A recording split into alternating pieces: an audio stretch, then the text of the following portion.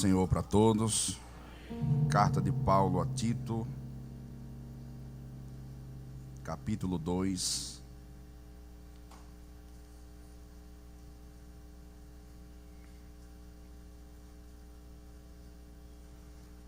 Versículos de número 6 e após o versículo de número 7.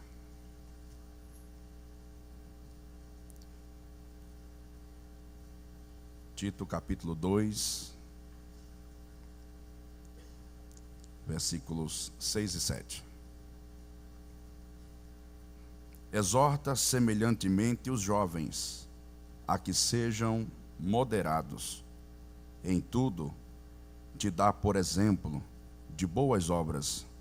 Na doutrina, mostra incorrupção, gravidade, sinceridade. Versículo 8. Linguagem sã e irrepreensível, para que o adversário se envergonhe, não tendo nenhum mal que dizer de nós. Quantos dizem amém? Amém. Podeis sentar, meus irmãos.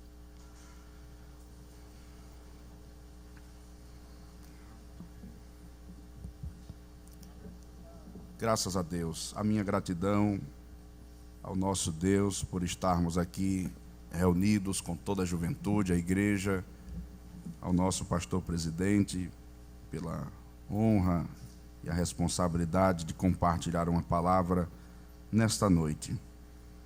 Meus irmãos, estes dias eu estava meditando nesta palavra, neste tema que foi escolhido para esta 12ª EBJ. Esta carta, meus irmãos, que Paulo escreve, o apóstolo Paulo, apóstolo dos gentios, que dentre tantas cartas que ele escreveu no Novo Testamento, houveram 3 destas que foram chamadas de cartas pastorais, porque foram destinadas a obreiros. Dentre estas nós temos exatamente esta carta a Tito, onde está inserido o tema desta escola bíblica de jovens nesta semana, e algumas recomendações que Paulo ele direciona para possivelmente o jovem Tito, este homem de Deus que teve o grande privilégio da parte do Senhor de, junto ao apóstolo Paulo, darem prosseguimento à obra de Deus na ilha de Creta. Segundo nos mostra o texto sagrado e a Bíblia Sagrada, Tito foi um filho na fé de Paulo. Foi alguém que Paulo teve o privilégio de, mediante o seu ministério e a pregação do Evangelho e a obra missionária que Paulo realizava, Paulo o ganhou para Cristo.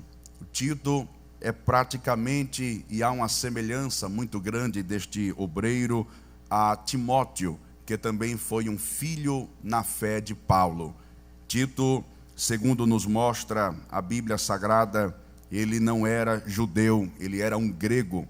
Ele havia sido convertido a Cristo mediante a Paulo e possivelmente existem algumas crenças de que Tito fosse irmão de Lucas. Acredita-se que este jovem obreiro, ele tenha participado de algumas viagens missionárias com Paulo. Era um grande companheiro, era um grande ajudador no ministério de Paulo, a quem Paulo tinha uma estima muito grande, a quem Paulo tinha um apreço. Se o irmão observar bem em Tito, no capítulo 1 e no versículo 4, Paulo vai chamá-lo de filho. A expressão bíblica diz: a Tito, o meu verdadeiro filho, segundo a fé comum, graça, misericórdia e paz da parte de Deus Pai e do Senhor Jesus Cristo, o nosso Salvador. De sorte que Paulo, junto com Tito, eles fizeram uma grande obra nas igrejas e na igreja que estava na ilha de Creta. Mas todos nós sabemos que Paulo, como tinha um instinto missionário e uma chama missionária por pregar a palavra e pregar o evangelho em tantos outros lugares, era necessário que Paulo prosseguisse um pouco mais adiante para a Macedônia, para continuar em viagens missionárias, estabelecendo igrejas e fortalecendo os irmãos na fé. É por esta razão que Paulo vai deixar Tito em Creta sozinho, para que Tito possa dar prosseguimento à obra que eles haviam iniciado naquele lugar. E Paulo vai embora para a Macedônia para fazer ali a obra de Deus. É exatamente no intervalo entre a primeira prisão e a segunda prisão de Paulo em Roma que Paulo vai destinar alguns aconselhamentos para Tito, escrevendo esta carta. É interessante observar ainda que quando Paulo vai escrever esta carta direcionada a esse jovem obreiro que tinha responsabilidade na igreja, ele tinha um papel de liderança na igreja, Paulo vai pelo menos tratar de duas temáticas dentro desta carta a Tito. Em primeiro lugar, Paulo vai tratar um pouco sobre a sã doutrina, o comportamento doutrinário de um obreiro e de um cristão. E logo após, Paulo trata ainda nesta carta um pouco sobre o padrão comportamental das boas obras que um obreiro, que um crente devem ter diante de Deus e diante da sua palavra. É por essa razão que em Tito, capítulo 1, versículo 5, Paulo diz assim: por esta causa te deixei em Creta, para que pusesse em boa ordem as coisas que ainda restam. E ele diz mais: e de cidade em cidade estabeleça presbíteros na igreja, como eu já te ordenei.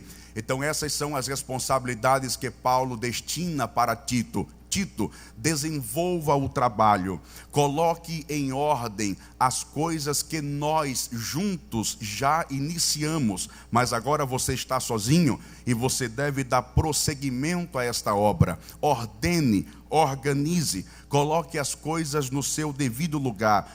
Não deixe as vãs filosofias, não deixe as heresias entrarem na igreja e deturparem o corpo saudável de Cristo por completo. E após isso, Tito, não se esqueça, de cidade em cidade, estabeleça presbíteros nas igrejas para também terem o trabalho de apacentar e ensinarem a igreja de Jesus Cristo. De maneira que eu quero que todos nós entendamos esta noite que sobre Tito pairava uma grande responsabilidade, a responsabilidade de dar prosseguimento à obra que junto ao seu mentor e um grande homem de Deus, o apóstolo dos gentios, havia deixado sobre a sua responsabilidade. Tito está incumbido de ensinar a igreja, Tito está incumbido de apacentar a igreja, Tito está incumbido de consagrar obreiros e separá-los para as congregações, para que a obra de Deus ela possa ser atendida dentro das demandas que se fazem necessário. É interessante observar o termo, porque Paulo diz a Tito que ele deve organizar aquilo que eles juntos já haviam iniciado a organizar na igreja. Quero chamar a atenção dos irmãos ainda para pelo menos 3 grandes dificuldades que Tito encontraria para desenvolver a obra de Deus naquela localidade. Em primeiro lugar, a Bíblia menciona que Tito não era judeu, Tito era grego, portanto, ele era um gentio. Os irmãos sabem muito bem que havia toda uma discordância entre os judeus e aqueles que não eram judeus, aqueles que eram gentios, no que diz os aspectos da circuncisão, das doutrinas, dos costumes e assim por diante. Havia uma dificuldade em Tito só pelo fato dele não ser um judeu. Em segundo lugar, uma outra dificuldade que Tito encontraria para dar prosseguimento àquela obra era a possibilidade dele ser tão jovem quanto Timóteo era. Muito embora nós não tenhamos um texto claro para falar da idade de Tito, mas a crença histórica nos leva à compreensão de que ele também era um jovem, tanto quanto Timóteo também era um jovem. E isto para aquele contexto era uma grande dificuldade, mesmo porque era normal que os presbíteros das igrejas fossem homens de idade, os anciãos, os homens de mais experiências, por vezes de cabelos brancos e etc. Mas Tito possivelmente é um jovem, não tem tanta experiência de idade ainda, mas está sobre ele uma grande responsabilidade. Em terceiro lugar, Tito agora não está mais debaixo do companheirismo do grande apóstolo, do seu mentor, o apóstolo Paulo. Essas dificuldades surgiram para Tito, para que ele desse prosseguimento àquela obra. E eu quero mencionar aos irmãos uma grande verdade: a resistência por parte de algumas pessoas que estão dentro da igreja sempre é normal. Nunca haverá unanimidade dentro do trabalho do Senhor. Se você espera ser aceito por todo mundo para fazer uma obra de Deus, é melhor desistir agora. Se você espera reconhecimento por parte de todo mundo, é melhor desistir dessa fantasia. A obra de Deus nunca nos traz a unanimidade da aceitação. Sempre haverá o lado oposto, sempre haverá a oposição, sempre haverá a resistência, sempre haverão aqueles que não acreditam, que não aceitam, que não aplaudem e assim por diante. É por esta razão que em Tito, no capítulo 2 e no versículo 15, Paulo diz assim a Tito: você não pode ser desprezado. Se o irmão se lembrar bem, Paulo menciona essa mesma expressão para Timóteo. Ele diz assim a Timóteo: ninguém despreze a tua mocidade, mas seja o exemplo dos fiéis. Há uma semelhança muito grande entre as recomendações de Paulo a Timóteo e as recomendações de Paulo a Tito. Muitas semelhanças das cartas de Paulo escrita a esses jovens obreiros. Eu quero dizer aos irmãos que há uma possibilidade enorme de que Tito fosse o mais jovem obreiro, que fosse da descendência de ensinamentos de Paulo. Por isso a preocupação de recomendação, de instruções, de palavra de Deus e de orientações para um bom desenvolvimento na obra de Deus. Mas destaco uma coisa para todos nós aqui esta noite: Tito necessitava de uma marca de Deus para que pudesse ter uma legalidade, ou por que não dizer, uma credibilidade maior, ou uma aceitação não plena, mas maior, para poder com veemência e com muita eficácia dar prosseguimento à obra de Deus iniciada por ele e pelo apóstolo Paulo. Eu me lembro muito bem da expressão quando Deus está falando com Josué, no capítulo 1, nos versículos 16 e 17, havia uma preocupação na alma de Josué em substituir o grande homem de Deus por nome de Moisés. Como posso substituí-lo? Como posso fazer a obra de Deus? Este era um grande vulto da história. O povo não vai me aceitar, o povo não vai me dar credibilidade, eu não terei a mesma eficácia que Moisés teve. E é por esta razão que em Josué, no capítulo 1, nos versículos 16 e 17, a Bíblia diz assim: então responderam a Josué dizendo: tudo quanto nos ordenastes faremos, e onde quer que nos enviares nós iremos, como em tudo ouvimos a Moisés, assim também te ouviremos a ti, tão somente que o Senhor teu Deus seja contigo da mesma maneira que ele foi com Moisés. Observe bem isto: o povo não está dizendo que não vai seguir as orientações de Josué, o povo não está dizendo que não vai obedecer a ordenança de Josué, o povo apenas está trazendo uma condicional. Josué, aqui nós estamos como servos de Deus, aqui nós estamos como homens de Deus para acompanharem o Senhor, para obedecermos a tua palavra, para obedecermos a tua ordenança, as tuas orientações e assim por diante. Agora, Josué, nós precisamos enxergar em você uma marca. E eles dizem assim: se o teu Deus, ele for contigo da mesma maneira que ele foi com Moisés, pode ficar tranquilo. O que você disser está dito. Aonde você nos mandar, nós iremos. E o que você falar, está falado, e ninguém vai de encontro à sua palavra. Eu quero dizer esta noite para todos nós aqui: a maior carta ou a maior credencial de credibilidade de um homem de Deus, de uma mulher de Deus, por mais importante que seja, não é um papel muito grande estampado ou até mesmo carregá-lo pendurado na nossa testa. Todas estas coisas são boas e são importantes, mas o que é prioritário para credibilizar um homem de Deus, uma mulher de Deus, um jovem de Deus, a fazer a obra de Deus com veemência, com eficácia e com contundência, ainda é a presença de Deus sobre a sua vida. Se a presença de Deus estiver sobre a tua vida, se a presença de Deus estiver sobre a tua história, sobre a tua chamada, sobre o teu ministério, sobre a tua parentela, dela, não tem problema. Vai se levantar o inferno, vai se levantar o diabo, mas conosco está o Deus Todo-Poderoso, aquele que manda e não é mandado, aquele que detém toda a autoridade. Aleluia, aleluia. Olha para cá, por favor.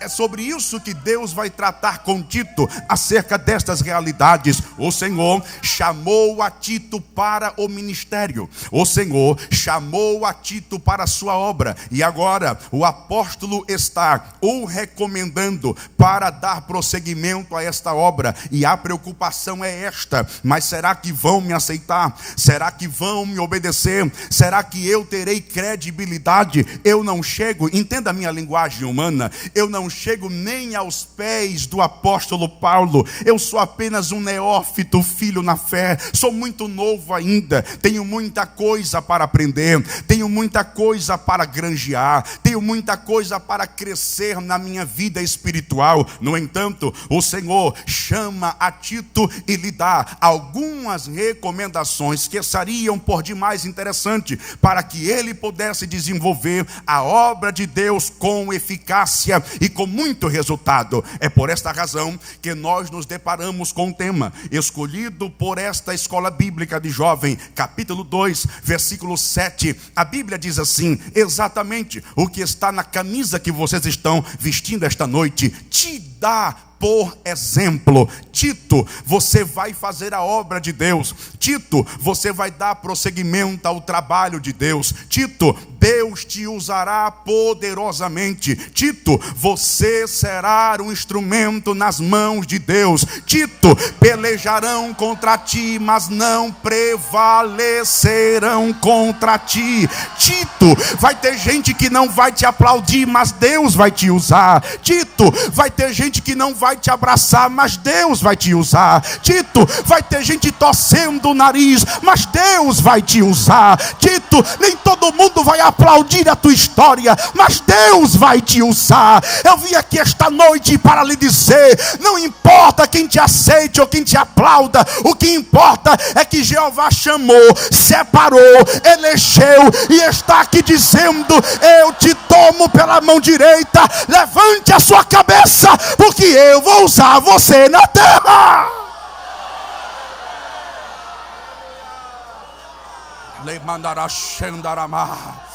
Aleluia, aleluia, aleluia. Tito, vou te usar na obra. Haverá todas estas coisas contra você. Agora, Tito, você quer resultado na obra? Tito, você quer ser homem de Deus de fato? Tito, você quer ser um instrumento na minha mão? Tito, há uma recomendação para você. Dá um toque aí no irmão e diga assim para ele: te dá, por exemplo. Diga aí para o irmão do outro lado: te dá, por exemplo. Amados, a palavra exemplo no original aqui grego, a língua do Novo Testamento, ela vem de um termo chamado typos ou tupos. E essa expressão do grego, ela traz alguns significados que são por demais interessantes. Olha para cá, por favor. A expressão typos, ela significa uma marca provocada por um golpe. É um golpe que alguém recebe e termina gerando uma marca naquela pessoa. A palavra typos, ela traz a ideia de cicatriz, de sinal, um modelo padrão para a imitação de outras pessoas. Por que não dizer mais ainda? O substantivo desta palavra significa ferir com golpes repetidos. Sim, enquanto eu afirmo que tipo significa a marca provocada por um golpe, o substantivo da palavra, ela traz a compreensão de ferir com golpes repetidos. Pastor, explica melhor para eu entender de maneira mais clara no nosso dia a dia. Essa expressão, ela se encaixava muito bem quando naquela época, e hoje ainda, mas muito menos do que naqueles tempos, mas era normal que naqueles tempos os homens que tinham animais como cavalo, como bois, vacas e etc, era normal que eles tivessem um ferro. O ferreiro fabricava aquele ferro e colocava na brasa, colocava no fogo, deixava esquentar bastante, ficava completamente vermelho aquele ferro, e o proprietário daquele animal mandava marcar a pele daquele animal e queimava a pele daquele animal, de maneira que depois daquela dor quase que insuportável que o animal sentia, mas a partir dali, aquela marca acompanharia aquele animal para o resto da sua vida. Uma das razões que levavam os proprietários a fazer isso era para colocar nomes ou até mesmo siglas que mostravam e representavam quem era o proprietário daquele animal. Ou seja, quando qualquer pessoa olhasse para aquele animal, mesmo que estivesse na rua, mas quando visse a marca naquele animal, ele já sabia identificar: esse animal não está perdido, esse animal tem dono, esse animal tem proprietário, esse animal tem um responsável por ele. Não toca nele, não leva embora, não faz maldade, porque ele tem dono, e se o dono souber, ele vai te pegar. Já começou a entender? Paulo está dizendo a Tito exatamente assim: eu quero marcar você na carne, e eu quero marcar você na alma, e aonde você passar, quem tiver marcado vai saber. Oh, aleluia! Tem dona, rapaz. Quem pensa que tu és escanteada, rejeitada, deprimida, é não Satanás, é propriedade exclusiva de Deus, geração eleita, sacerdócio real. Aleluia! Levante a mão para o céu, por favor. Levante a mão para o céu. Já me conhece. Pega a mão da tua irmã, por gentileza. Pega a mão do teu irmão, por favor. Diga aí para ele: tu é propriedade exclusiva de Deus. Ninguém vai tocar em você, porque tu estás marcada pela graça do céu. Quem foi marcado pela graça de Deus aqui? Quem foi marcado pelo sangue do Cordeiro? Levante as tuas mãos e abre a tua boca para adorar.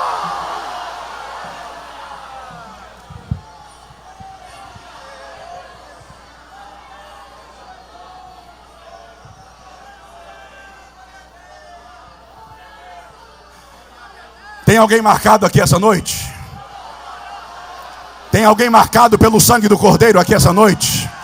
Tem alguém marcado pela graça de Deus aqui esta noite? Está lembrado do Egito? O anjo vinha, entrava em toda a casa e matava. Mas quando tinha uma casa que tinha marca no umbral da porta, aí não entra, aí não mata, aí não toca. Toda a ferramenta preparada contra ti não prosperará na terra. Oh, aleluia! Marcados pela graça de Deus, marcados pelo sangue do Cordeiro, marcados pela unção do Espírito Santo. Ouça-me, por favor. O que daria credibilidade a Tito não seriam as suas credenciais. Me suporta, por favor. Eu vou repetir. O que daria credibilidade a Tito na igreja na ilha de Creta não seriam as suas credenciais, que até talvez ele não tivesse. O que daria credibilidade a Tito não era a sua longa idade. O que daria credibilidade a Tito não era a presença de alguém que ele indicou como o apóstolo Paulo. Pastor, se nada disso daria credibilidade a Tito para fazer aquela obra, me responda, por favor. O que é que daria credibilidade a Tito? As marcas da graça sobre a vida de Tito. Era isto que lhe daria credibilidade para fazer a obra de Deus. Vocês devem se lembrar melhor do que eu, que em Gálatas, no capítulo 6, no versículo 17, o apóstolo Paulo, escrevendo à igreja da Galácia, Paulo diz assim: desde agora ninguém me inquiete, porque eu trago no meu corpo as marcas de Cristo. Não era fácil para Tito substituir ou representar o apóstolo, alguém que declara de maneira veemente: ninguém me inquiete, eu trago no meu corpo as marcas de Cristo. Eu imagino alguns cristãos, até mesmo judeus e gentios, na igreja em Creta, tendo a oportunidade de perguntarem a Tito: ô Tito, o apóstolo Paulo que foi embora, ele tinha as marcas de Cristo e eram visíveis, e a gente enxergava, e a gente conhecia. Agora, Tito, você tem alguma marca aí? Tito, me mostra alguma marca que você tem. A marca será a maior credencial de credibilidade para você fazer com veemência e com relevância a obra de Deus aqui neste lugar. Eu quero dizer-lhes esta noite que as marcas na nossa vida, as marcas da graça, as marcas de Cristo são fundamentais para fazermos o desenvolvimento da obra de Deus com muita eficácia. Olha para cá, por favor. Quando você se depara com Tito, no capítulo 2, você vai observar algumas etapas, ou por que não dizer, algumas dimensões que Tito vai fundamentar, e Tito vai destacar que nós deveríamos ser exemplo, ou marcados por esta graça. O irmão está com a Bíblia aberta, o irmão pode perceber, Tito, no capítulo 2, a partir do versículo 7 e versículo 8, e os versículos posteriores, ele vai destacar algumas coisas que nós devemos ser exemplos, ou marcados por esta graça. Por exemplo, em primeiro lugar, Tito, ele mostra, vocês devem ser exemplo na doutrina. Sim, eu vou repetir, vocês devem ser exemplo na doutrina. E pasmem todos nós esta noite, mas é uma coisa dificultosa, e me permita a transparência e a franqueza em lhe dizer esta noite: o obreiro da sua congregação, o diácono que dirige lá a sua congregação, o presbítero que dirige lá a sua congregação, o evangelista ou o pastor que dirige a sua congregação, ele tem tido muito trabalho para levar você para o culto de doutrina. Tem sido muito difícil, tem sido mais fácil levar algumas pessoas para o shopping center, para a praia, para o clube, para a noite da revelação, como disse o nosso presidente, para a noite do manto, para a noite do prá, do pré, do pri, e por aí vai. Às vezes eu brinco e até digo em alguns cultos: não, o pastor Tiago não é bombeiro, o pastor Tiago não é água pura. Não, eu não sou frio a esse ponto, eu sou até do prá, e eu sou do prá completo, porque só quem é só do prá é muito fraco. Eu não sou só do prá, eu sou do prá, do pré, do pri, do pró, do pru. Pastor, explica melhor, vou te explicar. Eu sou do prá porque tem pranto, eu sou do pré porque tem pregação, eu sou do pri porque tem prisão aberta, eu sou do pró porque tem providência. Calma que falta o pru. E o que é o pru, pastor? Tem prumo para crente desmantelado se consertar. Mecandarabá, levante a mão para o céu e abre a boca para adorar ao Cordeiro de Deus.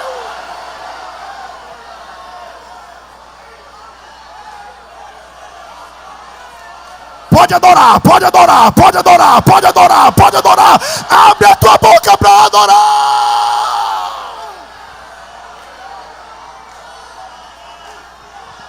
Diga aí pro seu irmão, tem que ser do prá completo. Diga aí pro outro lado, se é do prá, tem que ser do prá completo. Vamos para o pranto, vamos para a pregação, vamos para a prisão aberta, vamos para a providência e vamos cair no prumo do eterno Deus.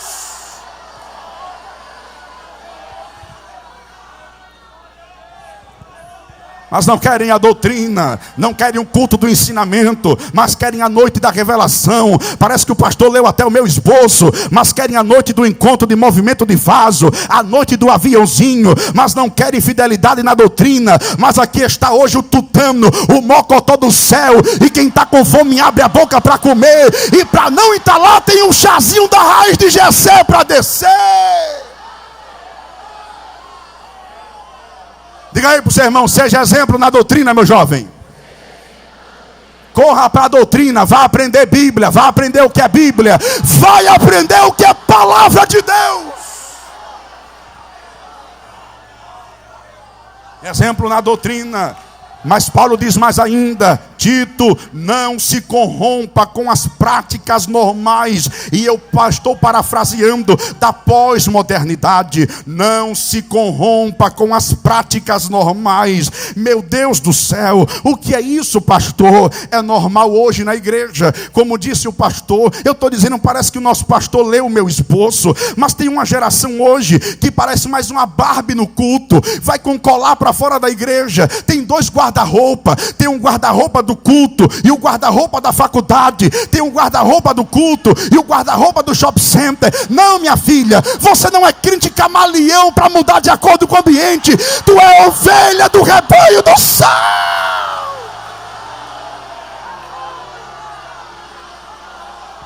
alguma ovelha aqui? Levante as mãos para os céus para adorar.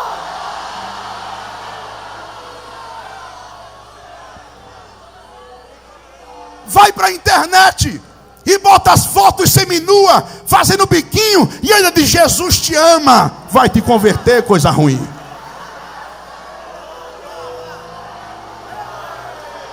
Eu disse que o mocotó estava pesado aqui hoje. Diga aí pro irmão: te dá por exemplo.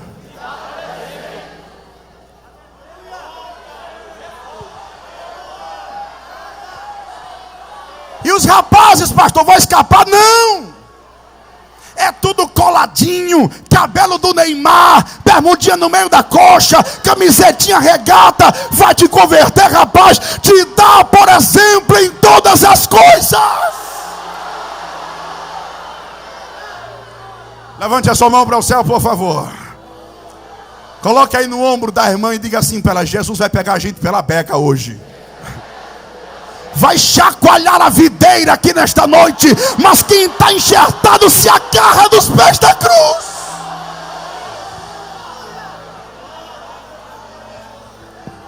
Seja exemplo. Paulo diz, na linguagem sã e irrepreensível. Cuidado com o que você fala. Cuidado com o que você diz. Cuidado com o que você canta. Na igreja você canta hino de fogo. Na escola você só canta depravações comportamentais. Cuidado no que você fala dentro e fora da igreja. Diga aí pro irmão: te dá por exemplo. Paulo diz ainda: Tito, te dá por exemplo na lealdade. E aí eu destaco 3 coisas aqui. Lealdade a Deus, repete comigo: a Deus. Lealdade ao seu pastor, diga ao seu pastor. Lealdade à sua igreja, diga à sua igreja. Eu não consigo aceitar que alguém seja leal a Deus, ao seu pastor e à sua igreja, e quando vai para a rede social só faz lascar o pau na igreja que faz parte e no pastor que lhe pastoreia. Isso não é lealdade.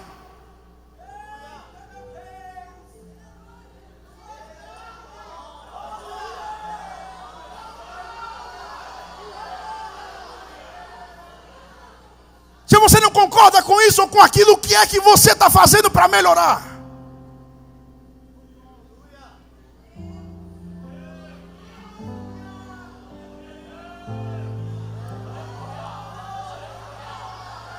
Será que jogar na cara de todo mundo e dos ímpios que são da sua rede social vai resolver alguma coisa? Diga assim para o seu irmão: te dá por exemplo.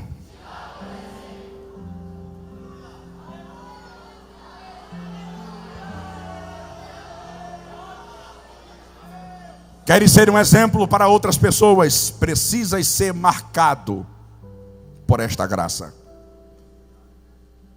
É isso que Paulo está dizendo a Tito. Tito, te dá por exemplo. Tito, seja primeiro marcado, para que esta marca, este padrão, este modelo reflita em outras pessoas, de maneira que eu quero que você entenda que só pode influenciar e só pode ser exemplo para outras pessoas alguém que primeiro já foi marcado pela graça de Deus.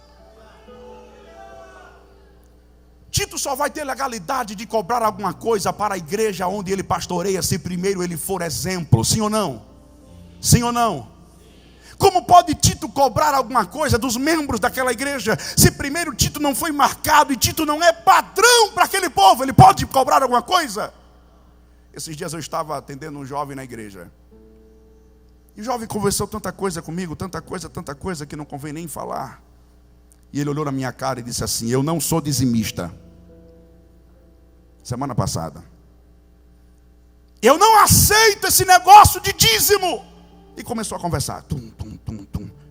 Se me dê textos que fundamentem a sua ideia. Ele: eu não tenho, mas eu tenho um texto que fundamenta que é para ser. E comecei, pá. E a conversa passou mais de 30 ou 35 minutos conversando no púlpito da igreja, depois do culto de doutrina. E tome a conversar. E teve uma hora que ele olhou assim para mim e disse assim: por que é que a igreja aqui não climatiza o templo? Eu digo: eu vou pegar ele agora. Eu digo: sabe por que a igreja não climatiza aqui o templo? por conta de crentes como você, que não são dizimistas. Se Evandro estivesse aqui, não baixou. Toma! Pá! Diga aí para o seu irmão, só pode cobrar se for exemplo primeiro.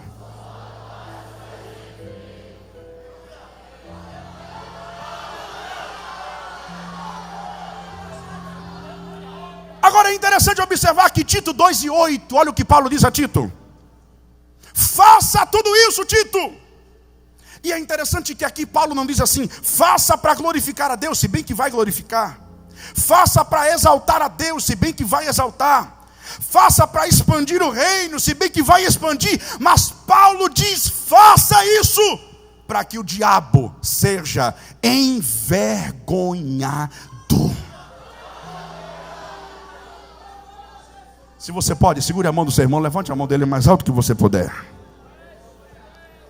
E diga assim, marcados por esta graça, exemplos para outras gerações. Diga, simplesmente para isso, para envergonhar Satanás. Diz aí para irmão, vamos envergonhar o diabo, irmão. Vamos envergonhar o diabo. Seja modelo, seja padrão. Não é modelo para desfilar na passarela, é modelo exemplo. As pessoas olham para você e declaram, eu quero ser crente como ele é, eu quero ser cheio como ela é, eu quero ser homem de Deus como aquela moça também é.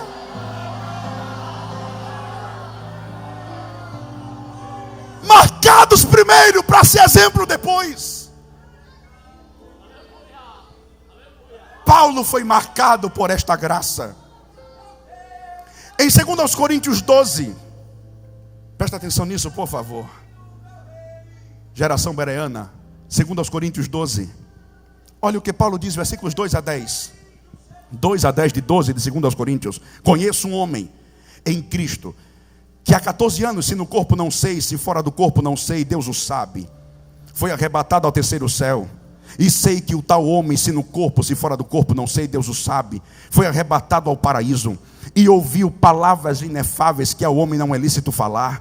De alguém assim me gloriarei eu, mas de mim mesmo não me gloriarei, senão nas minhas fraquezas. Porque se quiser gloriar-me, não serei nécio, porque direi a verdade. Mas deixo isso para que ninguém cuide de mim, mais do que em mim vê ou de mim ouve. E para que não me exaltasse pela excelência das revelações, foi-me dado um espinho na carne, a saber, um mensageiro de Satanás para me esbofetear, a fim de não me exaltar, acerca do qual 3 vezes orei ao Senhor, para que o desviasse de mim, e disse-me, a minha graça te basta, porque o meu poder se aperfeiçoa na fraqueza. De boa vontade, pois, me gloriarei nas minhas fraquezas, para que em mim habite o poder de Cristo. Por isso, sinto prazer nas fraquezas, nas injúrias, nas necessidades, nas perseguições, nas angústias, por amor de Cristo, porque quando estou fraco, então eu sou.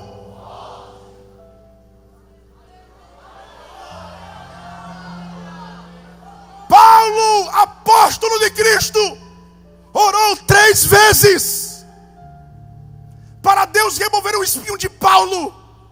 E Deus olha para Paulo e diz, Paulo, para de orar, a minha graça te basta.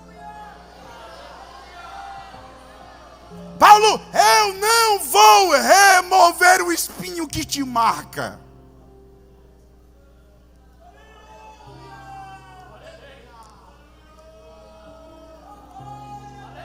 Os golpes da graça, através do espinho, é para a gente não ficar grande. Grande é Deus.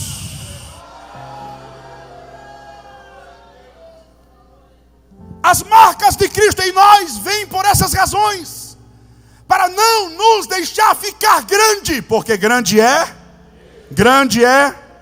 Olha para cá. Paulo está tratando, Deus está tratando com Paulo sobre o orgulho, para que não me orgulhasse, para que não me vangloriasse pelas revelações, veio um espinho. Uma das compreensões da palavra orgulho no original, repete comigo, é balão. Não, diga mais forte, balão. Orgulho, balão, que se enche e sobe, sim ou não? E uma das raízes da palavra humildade é exatamente espinho. que é isso, pastor? Para Deus não deixar o balão do orgulho de Paulo subir para a cabeça, ele vinha com o espinho da humildade para marcar. Pá!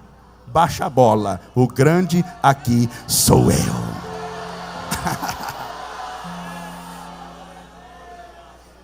Diga assim para o seu irmão: para o seu balão do orgulho vem o espinho da humildade para te marcar e te mostrar: grande é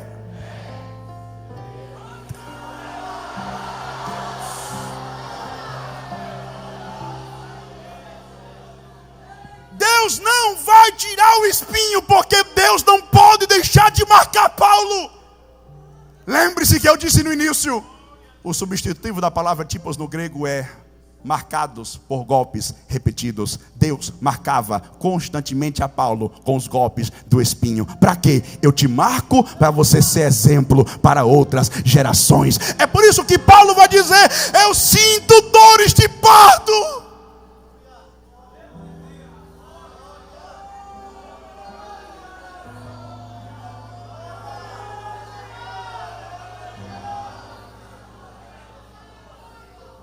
Para que Cristo seja gerado em vós.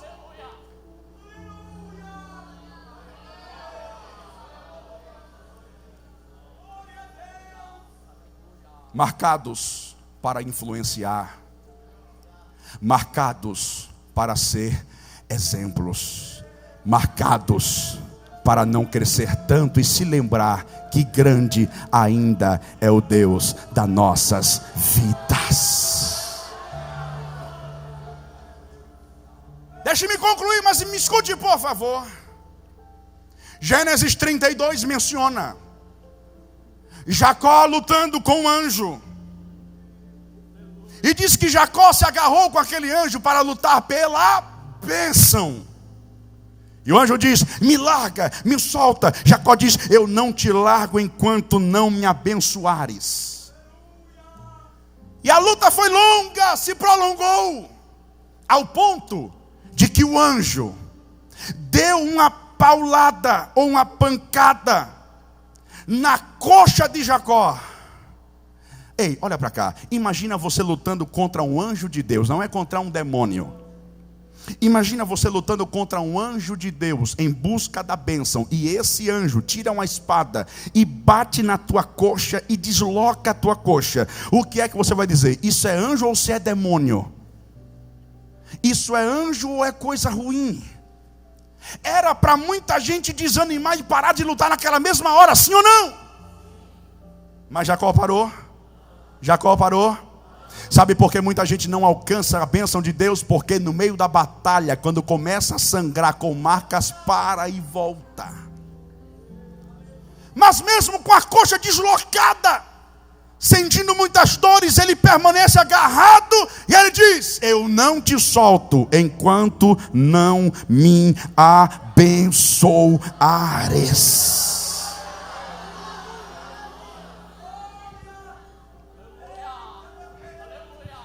Às vezes o momento que Deus utiliza para nos marcar causa dor. Vou repetir isso. Às vezes o momento que Deus se utiliza para nos marcar causa muitas dores. Ao ponto de algumas pessoas desanimarem mesmo, e voltarem mesmo, e desistirem mesmo. Porque as marcas causam muitas dores. Dores por dentro, tremores por fora. Perseguições, angústias, lágrimas, necessidades, frustrações, decepções, traições. Essas marcas doem muito. Mas Jacó não desanima, permanece agarrado e diz: pode marcar, mas eu não vou largar a minha bênção.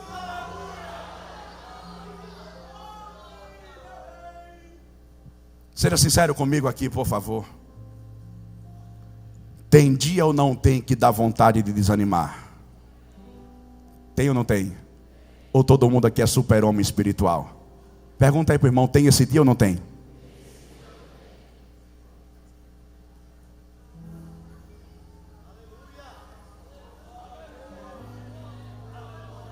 Mas eu não esperava essa dura, é assim ou não é? Dói e dói muito, sim ou não? Dói e dói demais, sim ou não? Coloque a sua mão assim no seu coração. Feche os seus olhos. Feche os seus olhos. Eu queria que você pensasse por um minutinho na dor que você sente quando você está sendo marcado e forjado no meio da caminhada.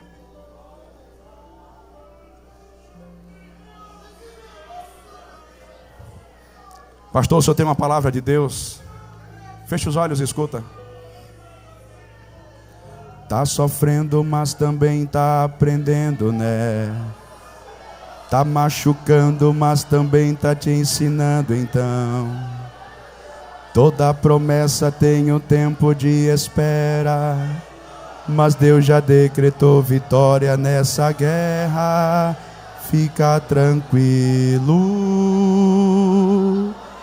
não te desespera. Se foi Deus quem prometeu, somente espera. Mantenha calma, não perca a fé. Se tem joelhos no chão,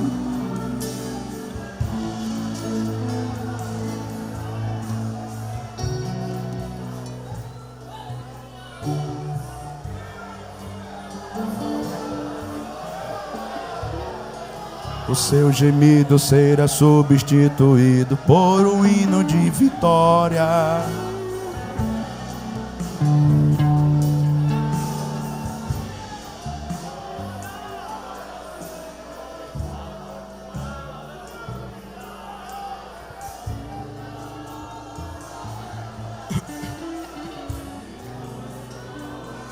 Fica de pé comigo, por favor.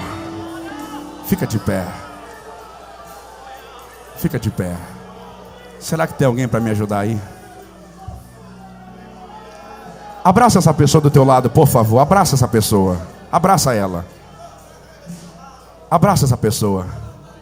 Se você puder, seja a boca de Deus e diga assim para ela. Diga assim para ela. Tá sofrendo, mas também tá aprendendo, né? Tá machucando, mas também tá te ensinando, então. Mas Deus já decretou vitória nessa. Fica tranquilo. Adore.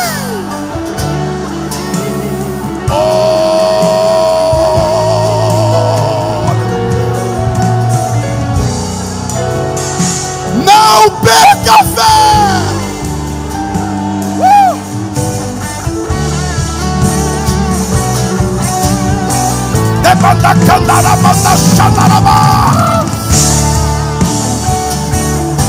Recebe a unção da cura agora.